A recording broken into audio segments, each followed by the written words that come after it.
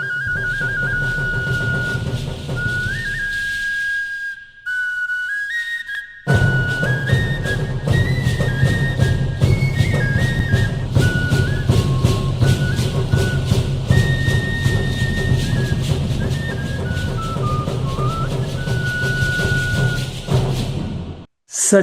mojos. Ejamipco tata noviono, ejamipco meme noviono. Buenos días, señores, buenos días, señoras.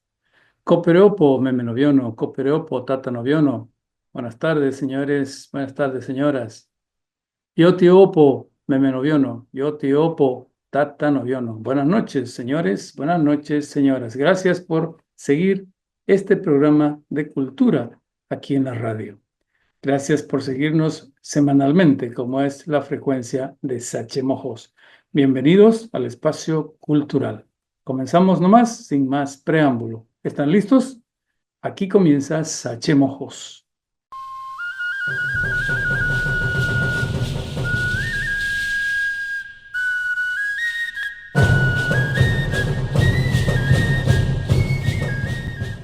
Jaguares en la mira. En la revista Nómadas se ha publicitado una grave denuncia. Una empresa argentina denominada Caza y Safaris organizaba viajes de caza de especies amenazadas de la fauna. Viajes ilegales, claro está. Captaba clientes, cazadores de varias partes del mundo y los llevaba desde Buenos Aires hasta sitios donde prometía la caza elegida, en varios sitios, varios países de Sudamérica y algunas veces hasta Brasil. Los clientes pedían cazar determinado animal y la empresa les ofrecía un sitio especial, claro está, a cambio de un precio. Pedían altas sumas y los clientes pagaban una alta suma por esto. Entraban a lugares de Bolivia, por ejemplo, vía Brasil. Cazaban y salían como Pedro por su casa. Después, la empresa Caza y Safaris sacaba el cuerpo del animal ya muerto, lo disecaba y lo enviaba en una caja al domicilio del cliente, donde sea que se encuentre. Países como España, Panamá, México eran los destinos de los animales disecados. Bueno, los han descubierto. Hay 2 detenidos en Buenos Aires y están investigando todo el fenómeno. ¿Qué cómplices tuvieron? ¿Dónde cazaban? ¿Desde cuándo operaban? Todos los detalles están en investigación. Ojalá los castiguen severamente, incluyendo a los clientes. Esta información fue divulgada en la revista especializada Nómadas. Busque usted en internet revistanómadas.org.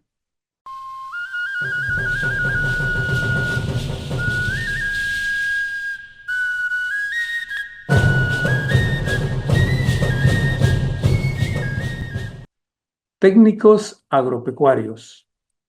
En Bolivia, el sistema educativo ofrece formación técnica superior en varias áreas. Hay institutos técnicos en casi todos los departamentos del país. Los hay en las áreas artísticas, los institutos, y también en las de agropecuaria. Es el caso del Instituto Tecnológico Cateri Tecahuita, que funciona en un sitio impensable para muchos, en el territorio indígena Parque Nacional Isiboro-Secure, Tipnis, en pleno centro del país, en el sur del Beni. El instituto es más conocido como el Centro Cateri, instituto tecnológico que pertenece al sistema de educación Fe y Alegría. Está ubicado exactamente a orillas del río Isiboro, en el sector norte del Tipnis. El Centro Cateri ofrece la carrera de agropecuaria a nivel de técnico superior, es decir, con la exigencia de un periodo académico de 3 años. Esta unidad educativa pertenece al Vicariato Apostólico del Beni y ahí mismo funciona también un colegio secundario. Tiene infraestructura para residencia de los alumnos, es un internado, que gozan de este beneficio por todo el año, que dura el tiempo del calendario escolar. El Instituto Tecnológico Cateri Tecahuita Funciona desde el año 2003 con la administración de la Congregación de las Hijas de la Caridad de San Vicente de Paúl. Este año las inscripciones ya comenzaron y las clases se inician el 21 de febrero. Los requisitos son cédula de identidad, certificado de nacimiento y fotocopia del título de bachiller. El registro se puede realizar en las oficinas del Equipo Pastoral Rural, más conocido por su sigla EPARU, en la Avenida Panamericana de Trinidad. En ese internado, allá en Tecahuita, también viven los jóvenes, mujeres y hombres que cursan el bachillerato técnico humanístico, del que egresan con el grado de técnico medio en agropecuaria, es decir, con un estudio ya avanzado. Otro instituto agropecuario existe también en el Beni. Es el Instituto de Formación Agropecuaria, Escuela Técnica Humanística Agropecuaria, ETA, por sus siglas. Pertenece a la Universidad Autónoma del Beni. La ETA funciona en la localidad de Casarabe, es una comunidad que está en la carretera de Trinidad a Santa Cruz, cerca a unos 60 kilómetros, 50, 60 kilómetros. Pueden inscribirse desde el primer año de secundaria para ser bachiller y al mismo tiempo ser técnico medio agropecuario. El grado técnico agropecuario se obtiene con 2 años de estudio. La escuela ofrece vivienda y comedor como una beca. La inscripción en la ETA de Casarabe cuesta 200 bolivianos. Recibe a jóvenes mayores de 17 años que hubiesen interrumpido sus estudios secundarios. Deben presentar para ello fotocopia de certificado de nacimiento, fotocopia de cédula de identidad, fotocopia de carnet de identidad de su papá o su mamá y fotocopia del último curso del colegio efectuado, el último curso de secundaria. Estos 2 centros, institutos tecnológicos, funcionan y están esperando a sus alumnos para este año. Seguimos en Sachimojos.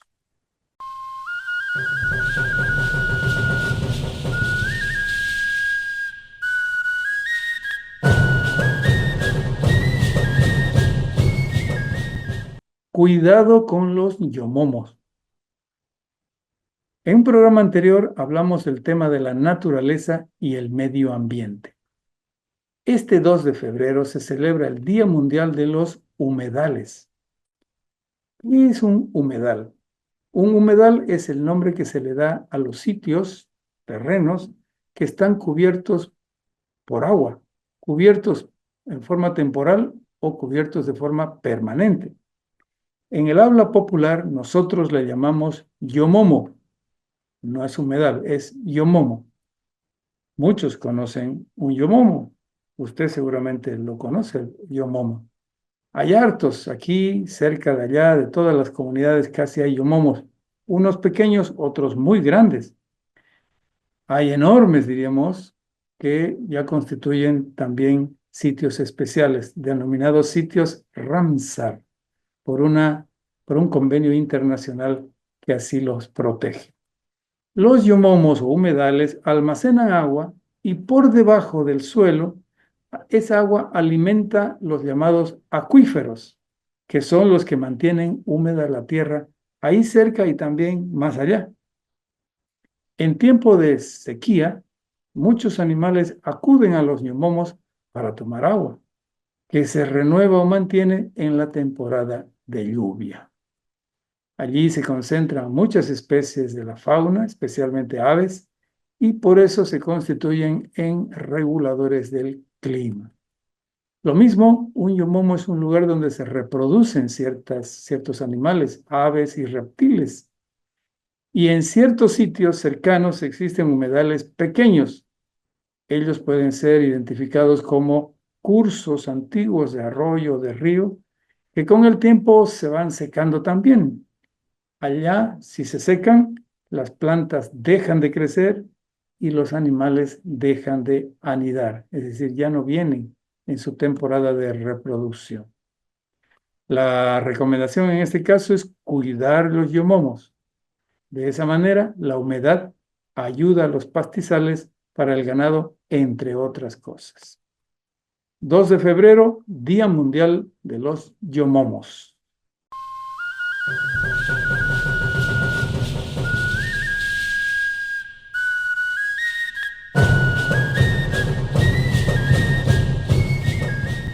Bellavista celebra aniversario. Otra población cumple años. Es Bellavista. Celebra 83 años desde su fundación un 2 de febrero de 1942. Bellavista se encuentra en el junte de los ríos Blanco y San Martín, en la provincia de Itenes. Por eso se llama así.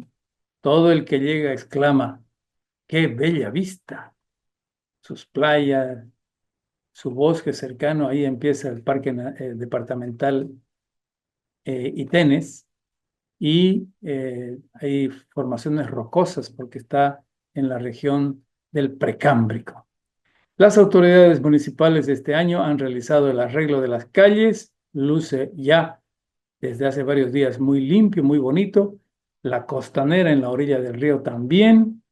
En medio de la especial celebración, Bellavista tendrá este año una cosa novedosa. Después de varios años, nuevamente se ha preparado el corral para el jocheo de toros. Como antes, un grupo de vecinos se tomó la tarea y ha logrado rehabilitar el corral, con ayuda de algunas autoridades como el corregidor y también algunos particulares. El tradicional jocheo se repone entonces este febrero en Bellavista. Habrá jocheo domingo y el lunes también. Felicidades a Bellavista por su 81 aniversario de fundación.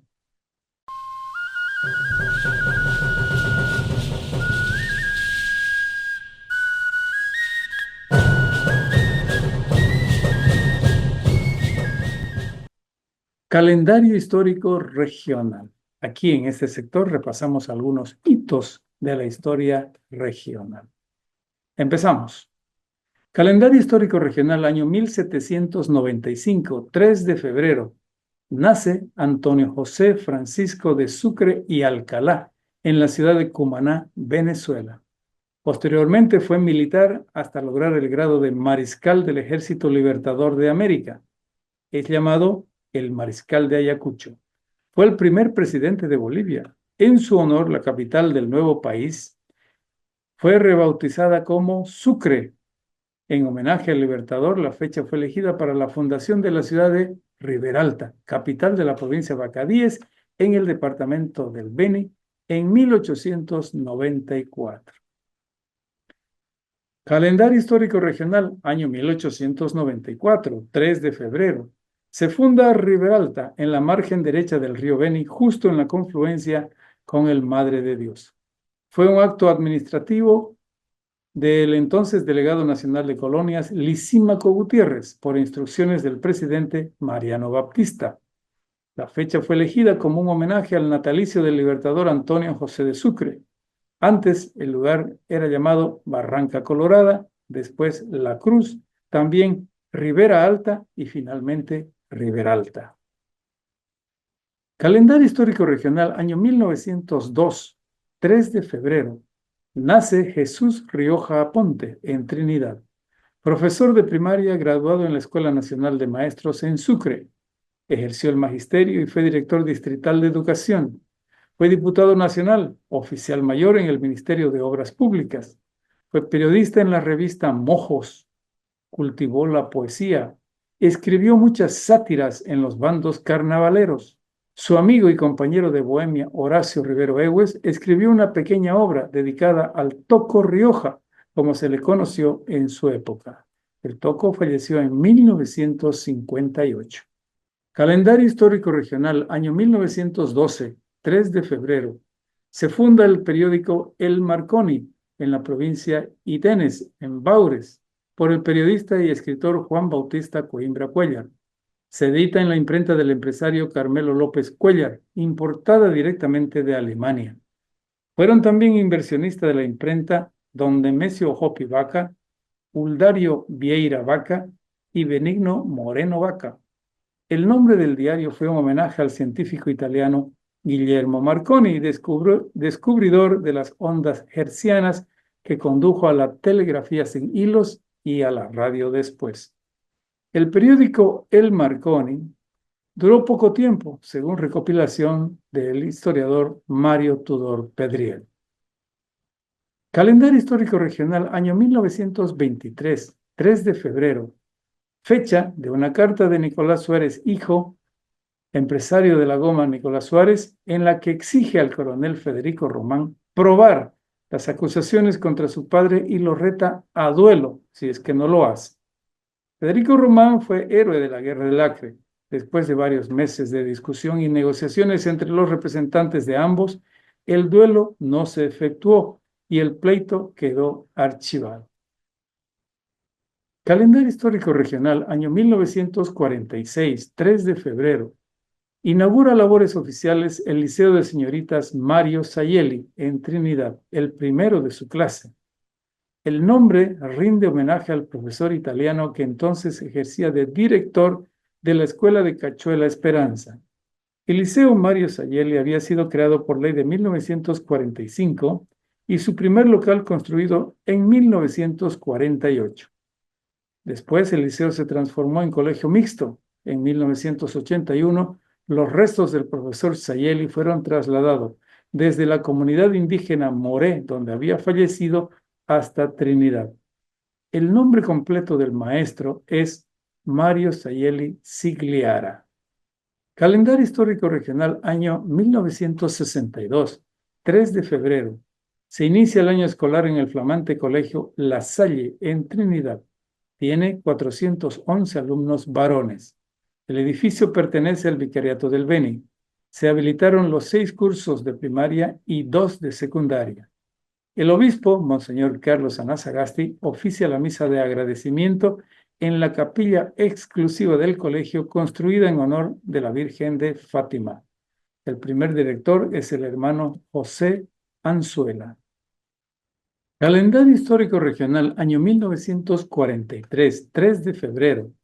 Nace Antonio Soto Guatara en San Pedro, principal población del pueblo indígena Canichana, provincia Cercado del Beni. Se distinguió en la escuela y el colegio, fue líder religioso y maestro de primaria. Aprendió de sus padres y abuelos el uso de hojas, raíces y cáscaras para la medicina natural. Ejerció como enfermero hasta su jubilación. Fue corregidor de su pueblo, escribió leyendas, poesías, cuentos e historia canichana. Dedicó gran parte de su esfuerzo a la recuperación de la figura del cacique Juan Maraza. Falleció en el año 2020 con 77 años. Calendario histórico regional, año 2013, 3 de febrero. Fallece Guillermo Ortiz Aponte en Trinidad. Conocido como el Choco, desde su juventud fue militante del MNR. Fue alcalde de Trinidad 2 veces, primero en la presidencia de Víctor Paz entre 1960 y 1964, después en la presidencia de Banzer en 1974. Electo diputado y después senador por el Beni en las filas de su partido. Fue directivo en el Club de Leones y en varias instituciones locales. Había nacido en Trinidad en octubre de 1928. Calendario histórico regional, año 1898, 4 de febrero. Nace Edelmira Limpia Saucedo en Trinidad. Estudió la primaria en la Escuela de Niñas Juan Francisco Velarde, considerada la primera profesora de música con formación académica en la capital. Organizó el primer coro polifónico en 1962. Fue condecorada con la Orden Boliviana de la Educación. Su nombre está perpetuado en el Instituto de Formación Artística de Trinidad, fundado en 1977. Calendario histórico regional, año 1737, 6 de febrero. El gobernador de Santa Cruz, Manuel Antonio de Argomosa, emite un informe en el que subraya que ese año había 21 pueblos o reducciones en la misión de monjos con un total de 35.250 almas. Es la población más alta del periodo misional de los jesuitas en la zona. Argomosa fue gobernador de Santa Cruz, incluyendo la provincia de Mojos, entre 1724 y 1744. Calendario histórico regional, año 1989, 6 de febrero. Fallece en Trinidad el periodista, historiador y poeta movima Antonio Carvalho Urey. Toño Carvalho es autor del libro Muiva, el héroe, que rescata la rebelión indígena de 1810 contra el poder español en Mojos. También escribió otros libros, incluyendo historia, poesías y cuentos. Fue militante de la Falange Socialista, por lo que fue apresado y residenciado en Curahuara de Carangas. Fue diputado en la que también fue Asamblea Constituyente. Fue corresponsal de varios diarios nacionales. Fue el primer director del diario La Palabra del Beni, dirigente sindical de la prensa beniana. Había nacido 58 años antes en Santa Ana de Yacuma. Está declarado director perpetuo de La Palabra. Una plaza en Trinidad lleva su nombre. Calendario histórico regional, año 2012, 6 de febrero. Fallece en Cobija el poeta pandino Ramón Campos Tibi, abogado, dramaturgo, poeta y maestro. De trato sencillo, humilde, casi tímido, escribió versos con sentido social y naturalista. Es autor de los poemarios Elegía, Las tres voces de Arlindo Paruma en la Amazonía y Distancias. También escribió las obras de teatro Madre Siringa, La Cruz Milagrosa y Monólogo de mi abuelo Arlindo Paruma. Su creación fue reconocida por varios críticos literarios. Pedro Shimose lo incluyó en su antología de poetas del Oriente Boliviano. Utilizó el seudónimo de Fabri Paruma. Había nacido en 1953. Calendario histórico regional, año 2020, 6 de febrero.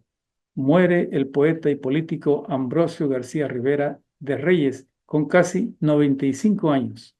Desde joven se distinguió como poeta, ganador de premios a la creación poética, Premio Departamental de Cultura en el año 2004. Fue letrista de muchas canciones, algunas reconocidísimas, como por ejemplo No Volveré a Querer, Inspiración y Quise Darte. Militante político de Falange Socialista Boliviana, fue diputado por Potosí y por el Beni. Fue ministro de Transportes, embajador en Brasil y en México. Había nacido en Santa Rosa del Yacuma en 1925. Calendario histórico regional.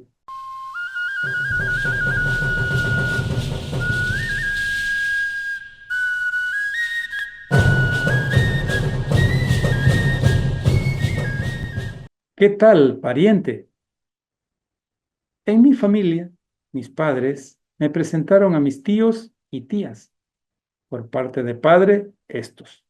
Por el lado materno, somos hartos. Los conocí a los tíos desde muy pequeño y cada día conocí a otro. Los primos y primas se multiplican por 3 y más la cantidad.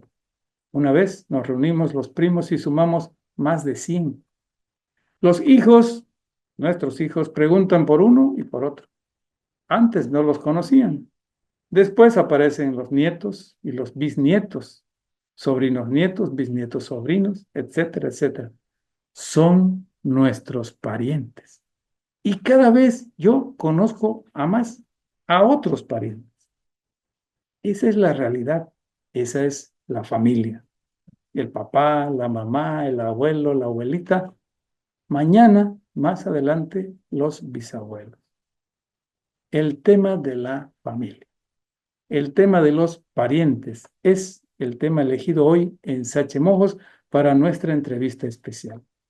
Para conocer de este complejo tema, buscamos a alguien que nos explique algunas facetas entre teóricas y de experiencias.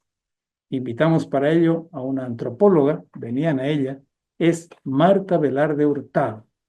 En principio, maestra de secundaria, después titulada antropóloga en la Universidad Católica Boliviana, docente universitaria, hoy ejerce el cargo de decana de la Facultad de Humanidades en la Universidad Autónoma del Beni.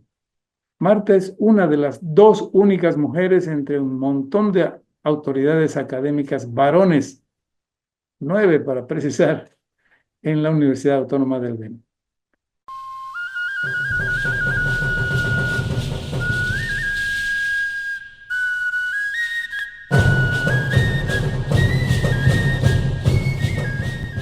Voy a comenzar dando la bienvenida al programa a la licenciada Marta Velarde Hurtado.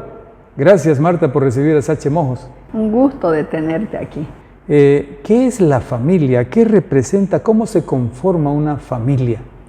Bien, efectivamente la familia es la base de la sociedad, es el núcleo principal de toda sociedad.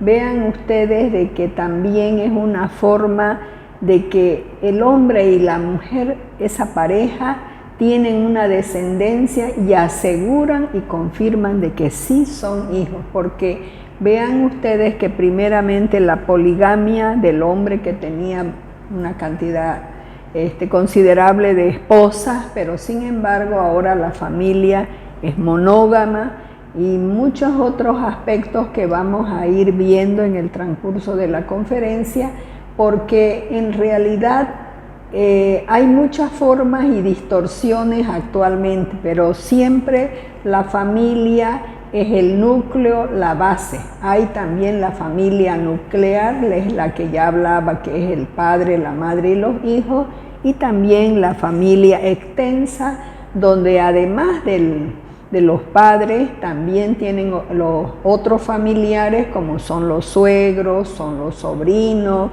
los ahijados, los abuelos, los nietos, las nueras, los yernos.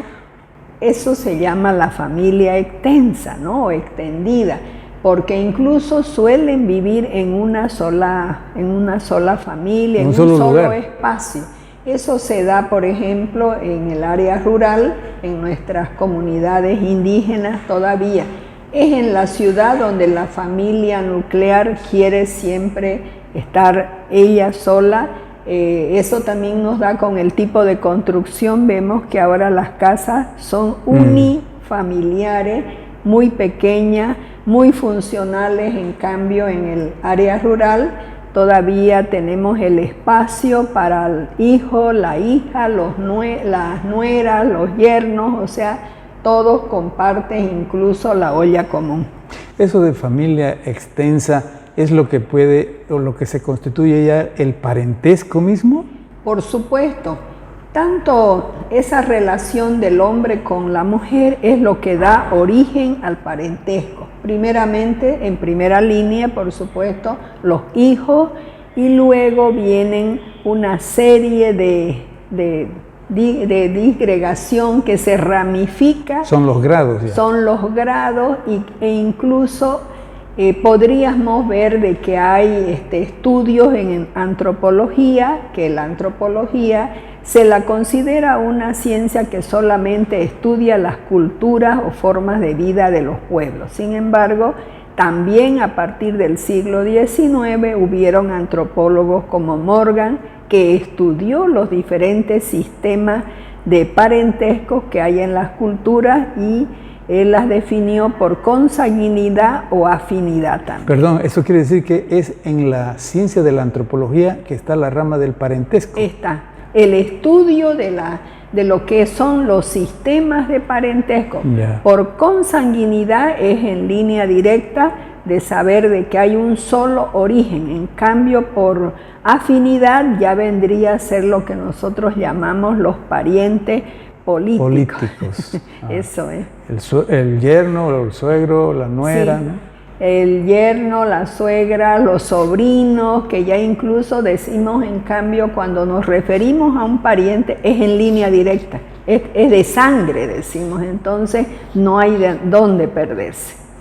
Decías antes de que en algunos, especialmente en las ciudades, se ha desarrollado lo de la familia nuclear. Y en las comunidades, ¿cómo es? ¿Cómo era? Bueno, en las comunidades el hecho de compartir con los hijos y los hijos de los hijos, que en este caso serían los nietos, los sobrinos, era una forma también muy importante por el desarrollo del trabajo agrícola. Ahí viene la división del trabajo por edad y por sexo. Es decir, que el padre utiliza a los hijos como contribuyentes al desarrollo familiar del trabajo. Por supuesto, ya los padres llegan a un momento que son mayores y son los hijos los que toman, como dice, la delantera para trabajar, e incluso se les asigna ya el trabajo, como os decía, los más viejos, disculpen la expresión, los más viejos van a desgranar maíz, ya no se levantan, pero están sentados desgranando maíz. En cambio, los más fuertes, los más jóvenes, incluso los niños pueden también ayudar en lo que son las actividades agrícolas, espantando los loros, cuando se hace el surco, poniendo las semillas, porque los más grandes ya les va a costar agacharse. En cambio, el niño va poniendo la semilla en una forma muy sencilla, muy práctica para ellos. Me has hecho recuerdo de una anécdota familiar de una parte de mi familia que dice: nuestra abuela era la encargada de hacer el aprovechamiento del algodón. Entonces estaban las plantas de algodón y entonces habían encargados los hijos o nietos, uno cosecha, el otro desmota y el otro va y trae. ¿Qué es así? ¿Así funcionaba? Efectivamente, como les decía, la familia nuclear luego viene a ser extensa por las ramificaciones y el tiempo, y luego que en realidad en el campo, tanto para las actividades agrícolas como también otro tipo de actividades, recolección de alimentos o siembra, o preparación de la mesa, traer el agua. Manejo del ganado también, el ganado vacuno. Entonces ya las personas mayores dirigen o tienen un trabajo más sencillo, tomando en cuenta la fortaleza de los varones, ¿no? Eso también es importante, que antiguamente tener una hija mujer no era tan bien visto, porque sabían que ella no le iba a poder ayudar en la famosa debilidad de la mujer. Ni en la casa, ni en la pesca, ni en la siembra, pero sí en la recolección y otras actividades, como también la elaboración de tejido, también entran las mujeres. Y específicamente en la comunidad indígena, ¿tenemos alguna referencia para contar cómo se desarrolló o se desarrollaba la familia indígena? ¿Había jerarquía igual? Yo creo de que han habido estudios, no me recuerdo ahorita de que si algún estudio se haya hecho acá en nuestra región sobre la familia, pero ellos mismos saben el respeto, si se les habla a los más mayores de las comunidades. Ellos saben quién era su madre, su padre, de dónde llegó, con quién se casó, quién se murió. O sea, ellos le hablan de un árbol genealógico, de sus antecesores. Muchos mayores saben decir, llegó de Santa Cruz. Entonces, o si no decir, lo trajeron arreando desde Santa Cruz. Algunos vinieron en ese entonces, en el siglo XIX, a mitad del siglo XIX, de que vinieron buscando otros aires, otras formas de trabajo, otras fortunas. Es por eso que nosotros también, tanto en las familias carayanas, que se puede hablar, como también en el aborigen, hay un respeto a los padres y a los abuelos. En el tema indígena quisiera insistir, hay una referencia que en las comunidades se desarrolla, y todavía hasta ahora, el tema de el encargo social a los huérfanos. ¿Cómo es eso? Efectivamente, en el Cabildo Indigenal, el 1 de enero, o sea, Año Nuevo, se les da un chocolate con horneados a los niños huérfanos, e incluso también no descuidan, porque saben qué personas son las que ya no tienen esposo, no tienen esa persona que pueda trabajar, que las pueda proteger. Entonces es una obligación del Cabildo atender ese tipo de situaciones familiares cuando hay viudez y otros que son, en este caso, los huérfanos. Y paralelo a esto se ha desarrollado también por mucho tiempo, es tradición, el tema de el padrino y el ahijado, la madrina y la ahijada. Sí, efectivamente, el ámbito religioso en las comunidades es importante. Entonces el bautismo, el echar agua a un niño ya tiene una importancia. Echar agua, hay padrinos de agua y hay padrinos de bautizo. Entonces el padrino de agua siempre se hacía cuando los niños estaban delicados y en riesgo. Se temía por su vida, ¿no? Entonces se buscaban los padrinos de agua, y el agua es bendita en todas situaciones, está bendita, ¿no? Y luego el tener ya el ahijado de la iglesia hecha por el sacerdote, bueno, pues se tenía el cuidado de buscar una persona que sea agradable en cuanto a lo que sea como persona, no agradable físicamente, sino sus actitudes, en sus valores, e incluso que tenga alguna economía saneada, porque nadie quería pues tener compadres, en este caso yescas, sino compadres que tengan una relación política, económica buena, ¿no? Entonces es ahí donde habían personas con muchos ahijados y otras que no tenían. Los ahijados en este caso se sentían también parte de esa familia, de esa persona o de ese esposo. Y bueno, pues en Navidad llegaban dando los buenos días y sin decir ya se sabía de que ellos venían por su regalo de Navidad. La visita era obligada. La visita tenía su doble sentido. Y luego también el padrino, por supuesto, en algún momento podía llamar al ahijado. Eso se da más en el occidente, es más serio en el occidente, pero acá también guarda una relación de importancia el tener, digamos, al ahijado. Dice, es mi padrino, con mucho orgullo se decía, es mi padre espiritual incluso. Y hablando de lo regional, en los últimos tiempos, quizá adivino yo, unos 50 años, se ha desarrollado un término, al menos en nuestra región, el de pariente, en un sentido un poco anecdótico o también amistoso, decir pariente, hola pariente, sin serlo efectivamente, ni por sanguinidad ni por afinidad. ¿Qué significa el ser pariente? Bueno, el ser pariente es ser parte de esos sistemas donde está la consanguinidad o está la afinidad. Cuando se saludan los jóvenes principalmente, no se da eso en las personas mayores, en los jóvenes. Pariente pareciera que es algo donde hay más, ¿qué te puedo decir?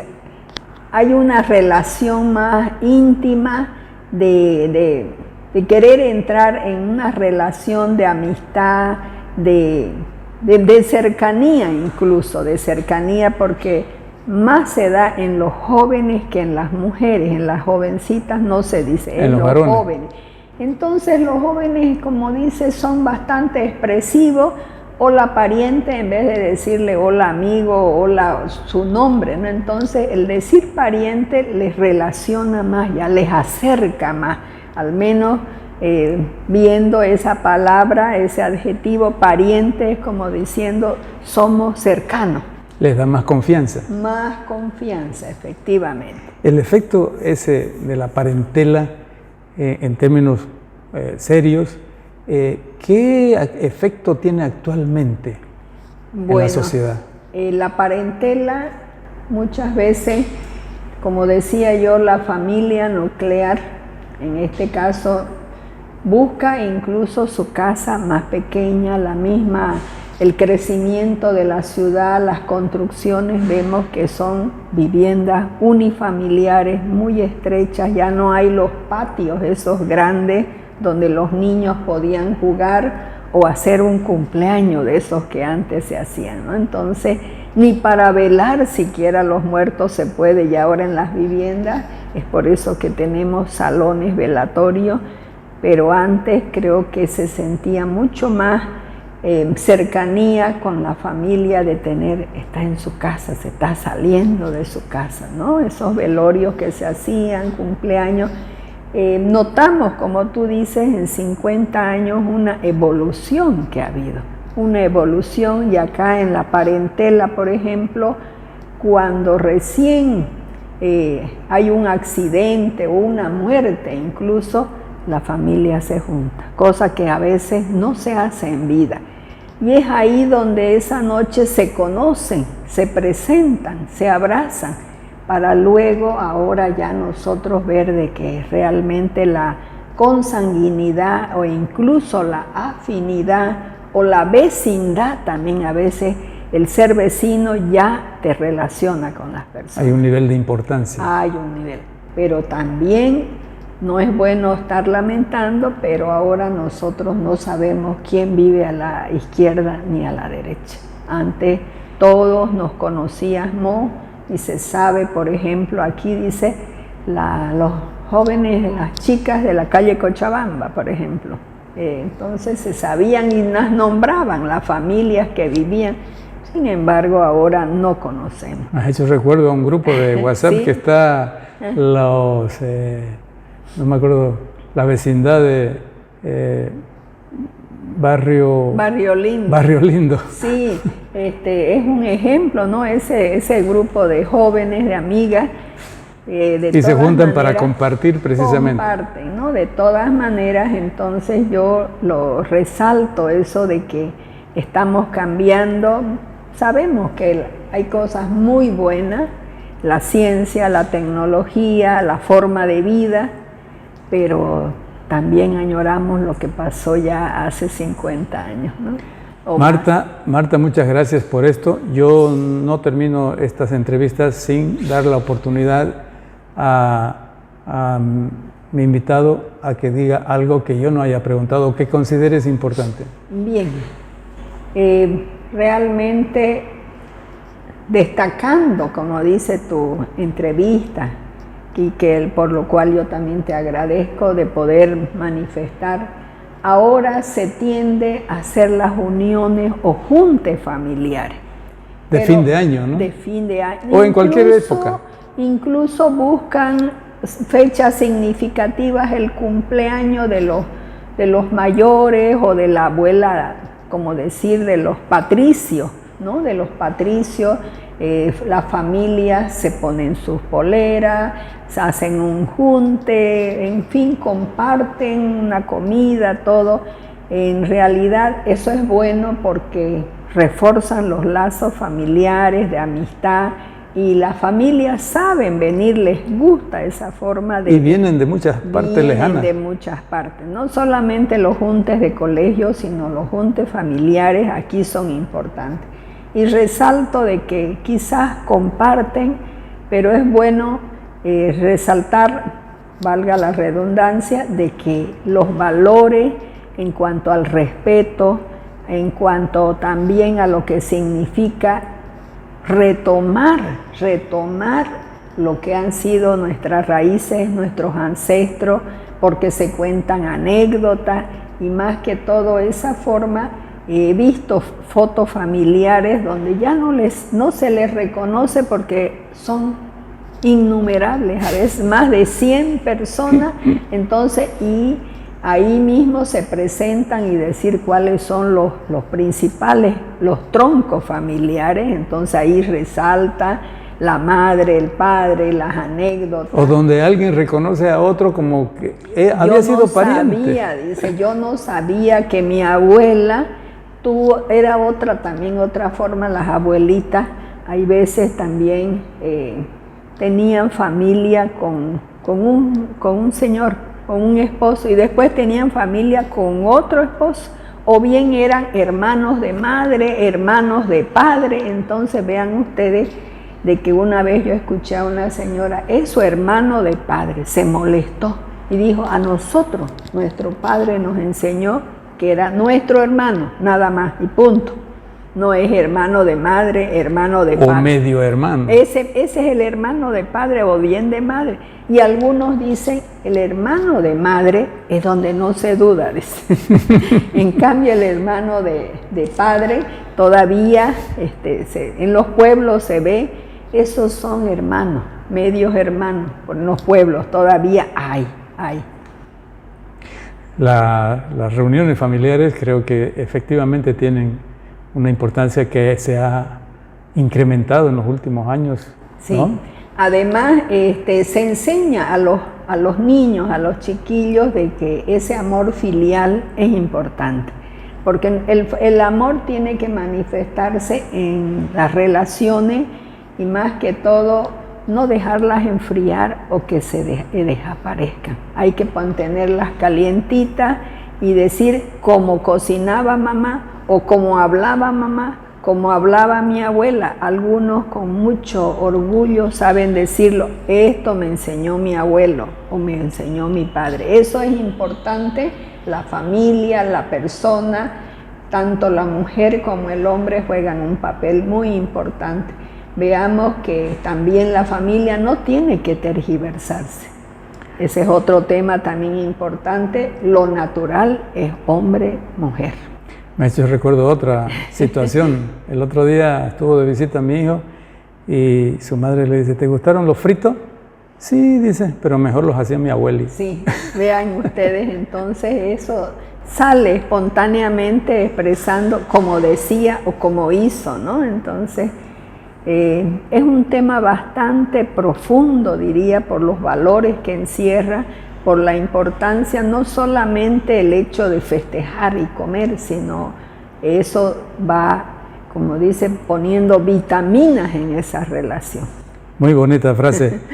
Aprovecho para terminar este encuentro para agradecer públicamente el obsequio que ha hecho la Universidad Autónoma del Beni a través de Marta Velarde de este libro, Danzas Folclóricas del Beni. Es una reedición del libro que escribió originalmente la señora Adelina Rodríguez de Padilla. Gracias, Marta, gracias al señor rector por este libro que sin duda va a alimentar mucho el programa Sachemojos. Gracias. Bien. Decirles también que este libro está en forma virtual en la página de la universidad para todas aquellas personas que quieran tenerlo.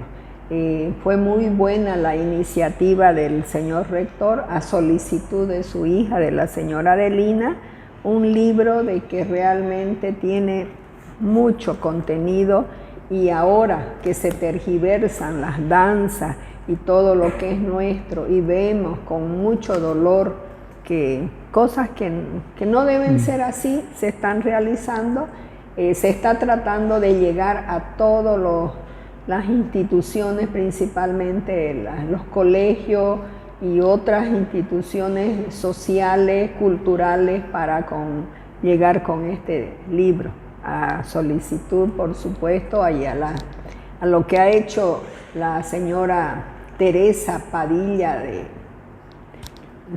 Padilla, no me recuerdo, ¿no? Su hija, que por favor, y el señor rector accedió.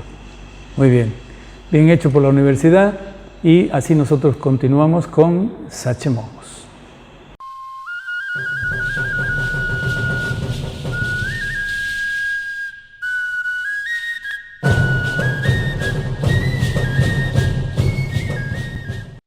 En el cierre, porque llegamos a ese momento, tenemos una noticia triste. Ha fallecido el político, piloto, escritor Víctor Hugo Libera Cortés, más conocido por su apodo, el Perro Libera. Murió el miércoles pasado en Santa Cruz, donde residió los últimos años. El Perro, militante desde su juventud en el Partido de la Izquierda Revolucionaria, el famoso PIR, y uno de los fundadores del Partido Comunista de Bolivia. Estudió ingeniería mecánica en la Universidad Mayor de San Andrés, en La Paz, y como estudiante fue dirigente de la FUL y fue dirigente de la CUP. Se dedicó después a la aviación civil, en particular al transporte de carne, y escribió varios libros. Los más conocidos son dos: Pasto Amargo y Tierra Mojada. Tierra Mojada casi es la continuación de Pasto Amargo, novelas de tinte histórico tradicional. En ellos denunció el abuso en la utilización de la tierra y en la explotación laboral. Víctor Hugo Libera Cortés había nacido en San Borja, tenía 86 años. Paz en su tumba.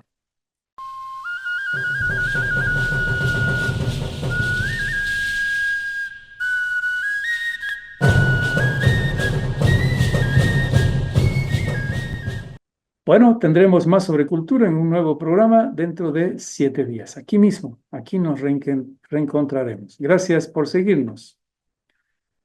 Rusurupaya meme noviono, Rusurupaya tata noviono. Bimmo carine, tepona semana.